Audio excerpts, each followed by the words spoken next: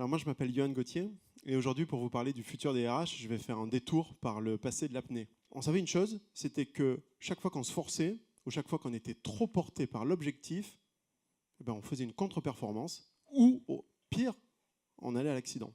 En 2009, j'ai repris les études et j'ai passé un master d'executive coaching et je me suis mis à coacher des dirigeants et des comités de direction, beaucoup dans des sujets de transformation d'entreprise, de fusion parfois, en tout cas de mobilisation, avec des managers qui me disaient « Yohan, on prend un nouveau tournant, ça serait bien qu'on n'y aille pas tout seul et que derrière, il y ait 5 000 ou 50 000 personnes qui suivent. » Ce qui caractérise Sapiens, c'est sa capacité à se raconter des histoires ou des fictions, y croire et les mettre en œuvre.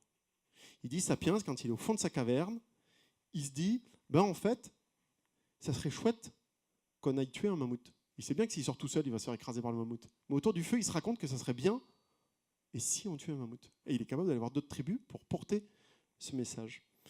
Plus tard, il se dit, et si on allait sur la Lune?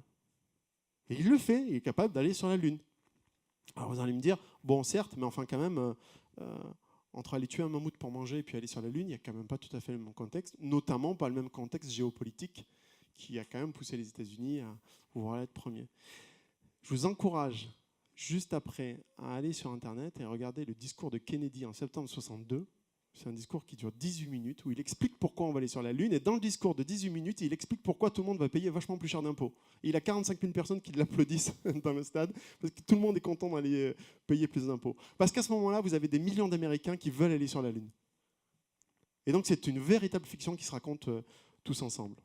Le dernier métier qui va être impacté par l'intelligence artificielle, et pourtant il demande un niveau d'études inférieur, toujours dans la santé, c'est infirmière ou infirmier. Pourquoi? Parce que prise de sang, bien sûr qu'on peut le robotiser. Mais en réalité, quand on fait une prise de sang, ce qu'on veut, ce n'est pas la prise de sang. Ce qu'on veut, c'est le regard cajoleur de l'infirmier ou de l'infirmière. C'est la caresse sur le bras. Et ça, l'IA, elle n'y arrive encore pas très bien.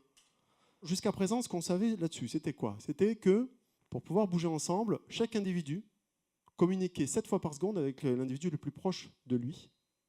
Et c'est ça qui leur permettait de bouger ensemble. À noter qu'il n'y a pas de leader. Le leader est toujours défini par la direction que prend le banc. C'est-à-dire que si le banc va à droite, celui qui se trouve au bout, il se retrouve leader. Alors ensuite, il y a 2 fonctions importantes qui sont les porteurs de sens et porteurs de voix. Le porteur de voix, c'est celui qui va expliquer aux hommes en quoi c'est tangible, crédible, inclusif. Le porteur de sens, on voit assez bien. Le porteur de sens, c'est celui qui rend le projet épique. C'est celui qui fait que la première mise en mouvement va arriver.